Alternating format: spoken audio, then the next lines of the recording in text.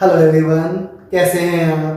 I think we all are very well and very energetic. बेटा, हम लोगों ने अभी तक 8th चैप्टर में 8.1 कंप्लीट कर लिया है, 8.2 भी हमने कंप्लीट कर लिया है। And as we know, in 8.1 exercise there is a simple expansion of binomial theorem like a plus B raised to power n। तो इसको हमने एक्सपेंड किया एंड एक्सपेंड करके हमने जो है इसमें कुछ वैल्यूज कैलकुलेट की। इस एक्सपेंशन की हेल्प से हमने कुछ क्वेश्चंस भी सोल्व की। Similarly in 8.2 we discuss about two words, general term of expansion and middle term of expansion. General term का हमारे पास सिंपल सा फॉर्मूला था, T R plus one is equal to N C R A raised power N minus R into B raised power R. Middle term के लिए हमने दो condition calculate की, if N is equal to even number and N is equal to odd number. दोनों के लिए अलग अलग अपन ने कंडीशंस कैलकुलेट की। मींस जब एन की वैल्यू इवन है तो हमारे पास सिंगल वन मिडिल टर्म आएगी और एन की वैल्यू अगर ऑड है तो हमारे पास दो मिडिल टर्म आएगी। ओके, ये हम लोग डिस्कस कर चुके हैं और इस पे बेस्ड हमने कुछ क्वेश्चंस भी सॉल्व कर लिए थे। अब हमारे पास एक ऐसी कंडीशन और आ रही है जो सबसे मोस्ट इंपोर्टेंट कंडीशन है, which is term in expansion is independent of x. मतलब अगर हम लोग एक्सपेंड करें किसी एक्सपेंशन को, गिवन एक्सपेंशन को, और वो उस एक्सपेंशन में अगर कोई ऐसी टर्म आ रही है जिसमें एक्स नहीं है, that is independent of x. तो ऐसे क्वेश्चंस भी हमारे पास आते हैं, कॉम्पिटिटिव लेवल पे भी ऐसे क्वेश्चंस हमारे पास हैं, तो इनको जरूर जरूर अपने को सॉल्व करना है। So I am taking some this type of questions which is belongs to our miscellaneous 8th of our NCERT book. Okay then, so let us start our class 11th subject maths topic binomial theorem. अब binomial theorem की हम लोग miscellaneous exercise 8 start कर रहे हैं और उसमें हमारे पास जो सबसे most important topic independent of x, we have to find the term which is independent of x. Okay then madam, so I am taking a question, find the term which is independent of x in given expansion. अब देखो बेटा, expansion क्या given हमारे पास, 2x plus 1/3x square raise to power 9। ये simple सा हमारे पास condition दे रखी है। तो अब हमें कैसे पता चलेगा कि भाई कौन सी टर्म इंडिपेंडेंट ऑफ एक्स है? For that I told you that we suppose r plus 1th term is independent of x. ये हमने assume कर लिया। So let r plus 1th term of given expansion occur independent of x term. Okay, so what is the r plus 1th term of this expansion? Yes, 9cr 2x raised to power 9 minus r and 1/3x square raised to power r। बेटा ध्यान रखना है, अगर यहाँ पे negative होता तो अपने को यहाँ पे नेगेटिव यूज लेना था। ओके, अब मैंने इसको थोड़ा सिंप्लीफाई कर लिया, सोल्व कर लिया। Yes, 9cr as it is, 2 की पावर 9 माइनस आर अलग कर दिया, x की पावर 9 माइनस आर अलग कर दिया मैंने।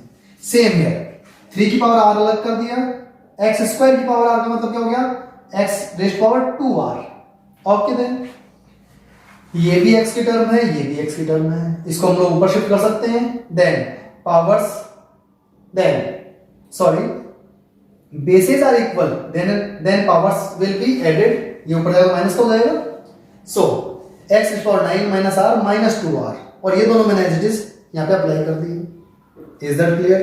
शायद आपको यहां तक समझ में आ गया होगा। Okay, now this is x raise power 9 minus 3r। अब बेटा हमारे को तो चाहिए इंडिपेंडेंट ऑफ x। अब इंडिपेंडेंट ऑफ x कब होगा? जब हमारे पास x की कोई टर्म ही नहीं हो।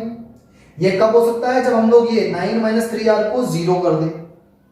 वी ऑल नो दैट किसी भी वेरिएबल की पावर 0 होती है, दैट विल बी 1, तो एलिमिनेट हो जाता वो। तो इसको 1 करने के लिए अपने जगह इसको 0 कर दिया। I am taking 9 - 3r is equal to 0। So r is equal to 3, calculate हो गया। तो अब हमारे पास जो है 3 का मतलब क्या हुआ?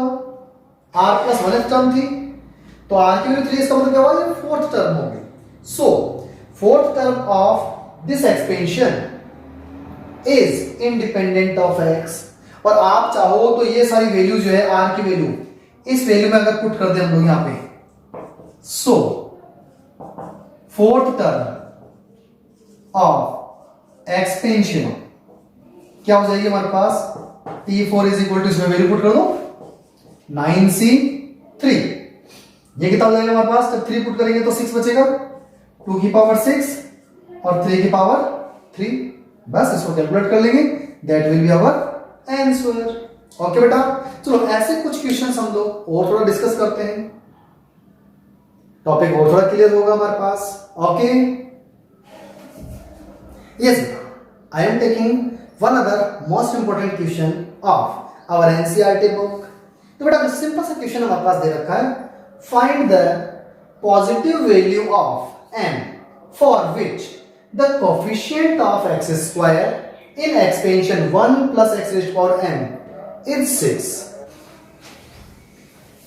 yes बेटा, so solution is let। अब बेटा हमारे को कैसे पता चलेगा कि भाई कौन सी टर्म में x स्क्वायर वाली कंडीशन आ रही है? तो जब हमारे को टर्म नहीं पता होती है तो हम लोग क्या करते हैं, हम लोग r + 1th term means general term calculate कर लेते हैं। सो general term of this expansion is r + 1th term. So let r + 1th term occur x square in given expansion. तो हमने r + 1th टर्म कैलकुलेट कर लिया। अब देखो r + 1th term क्या हो जाएगी हमारे पास? यहाँ m की जगह m है, तो mcr 1 की पावर m - r x की power r।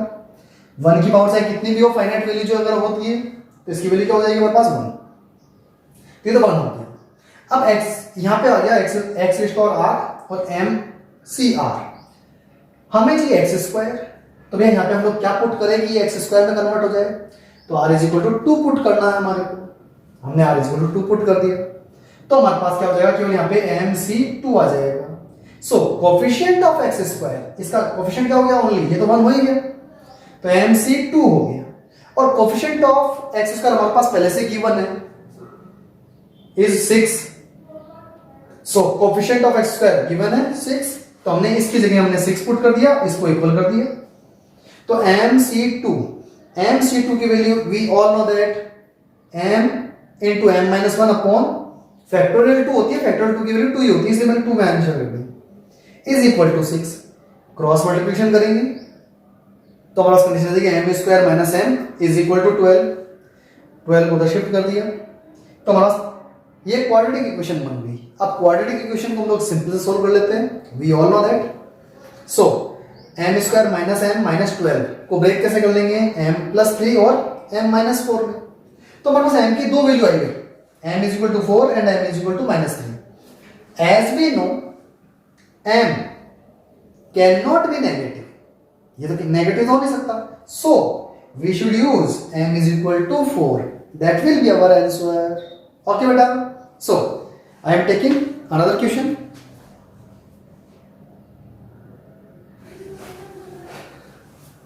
Yes, our next question is, it is also a very most important question. In the expansion 1 plus x raised to power n, in the expansion 1 plus x raised to power n, the coefficient of 5th term, 6th term and 7th term are in AP arithmetic progression। बेटा arithmetic progression हमारे पास 11th class में भी है, आगे हमारे पास आएगा 9th chapter में, लेकिन ये अर्थमेटिक प्रोग्रेशन हमने 10th क्लास में डिस्कस किया था। If 3 terms are in arithmetic progression then sum of first and last term is equal to double of middle term, वही कंडीशन हमारे को यूज लेनी है। तो यहां पे बोल दिया इसने ये तीनों टर्म एपी में है, then find the value of N. तो as we know fifth term NC4, भाई फिफ्थ टर्म में तो यहाँ पे हमारे पास क्या होता है, एक कम होता है, तो इसलिए हमारे पास आर की वैल्यू होगी 4 हो जाएगी। तो NC4 1 की power n-4 x raise power 4, ऐसे ही T6 हमारे पास NC5 1 rays power n-5 and x raise power 5 आ जाएगा। सेम T7 अपन कैलकुलेट कर लेंगे। ओके, अब बेटा देखो हमारे को ये तीनों जो टर्म है हमारे पास केवल कोफिशिएंट यूज लेने हैं, ये जो x2 वेरिएबल दे रखा है इसको यूज नहीं लेना है, तो हमने कोफिशिएंट लिए होंगे, coefficient of fifth term plus coefficient of sixth term. बेटा मैंने ऐसे लिख दिया है, लेकिन है क्या हमारे पास ये coefficient of fifth term plus coefficient of seventh term is equal to twice of coefficient of sixth term. Okay, यहां पे कोफिशिएंट अपने को यूज लेने हैं, तो इसका कोफिशिएंट ये है, इसका कोफिशिएंट ये है, इसका कोफिशिएंट हमारे पास ये है। अब मैंने क्या किया, ये NC5 थी, इसको मैंने इसको डिवाइड कर दिया इन दोनों टर्म्स में। वाई? बिकॉज ये थोड़ा सिंपल हो जाएगा। अब देखो NC4 की वैल्यू हम लोग जानते हैं n factorial upon 4 factorial n-4 factorial, और ऐसे NC5 की वैल्यू भी हम लोग जानते हैं, तो n फैक्टोरियल से n फैक्टोरियल तो कैंसिल आउट हो जाएगा। अब दोनों में से ग्रेटर कौन सा है, ये ग्रेटर है, तो ये ब्रेक होगा n-4 इंटू n-5 फैक्टोरियल, तो n-5 कैंसिल आउट हो जाएगा। इन दोनों में ग्रेटर कौन सा है, ये ग्रेटर है, इसलिए ये ब्रेक होगा। हमेशा फैक्टोरियल में ग्रेटर को ब्रेक करना चाहिए इजी कैलकुलेशन के लिए। ओके बेटा, तो मैंने इसको ब्रेक किया, ऐसे इसको ब्रेक किया, तो हमारे पास कंडीशन ही आ गई 5 upon n-4 plus n-5 upon 6 और इज इक्वल टू 2 हमारे पास चली जाता। Is that clear? यहां तक कोई दिक्कत नहीं है। चलो आगे प्रोसीड करते हैं। अब मैंने क्या किया, इसको केवल सिंपल सा एलसीएम ले लिया। एलसीएम इज n-4 इंटू 6, ये इधर मल्टीप्लाई हो जाएगा, ये इधर मल्टीप्लाई हो जाएगा, और ये 2 एज इट इज है हमारे पास। इस ब्रैकेट को हमने सोल्व कर लिया, 30 एज इट इज, और इसको हमने इधर मल्टीप्लाई कर दिया। ओके, अब देखो इसको ट्रांसफर करेंगे, सोल्व करेंगे, so we have n square minus 21n plus 98, ये हो जाएगा, ऐड हो जाएगा इसमें, is equal to 0। It is also a quadratic equation and we all know that we solve easily this quadratic equation. So factor of this n-14 and n-7, तो n की value क्या हो सकती है, 14 भी हो सकती है, n की वैल्यू 7 भी हो सकती है। इज दैट क्लियर बेटा? सो ऐसे कुछ क्वेश्चंस आप लोग कर लेंगे क्या बेटा, इस टॉपिक पे बेस्ड ऐसे जो भी कोई क्वेश्चंस हमारे पास एनसीईआरटी बुक में हो, मिसलेनियस में हो, 8.1 में हो, 8.2 में हो, वो सब आपको प्रैक्टिस करनी है, सॉल्व करना है। फिर भी अगर कोई डाउट हो तो you can comment me. Okay बेटा, okay, thank you, best of luck.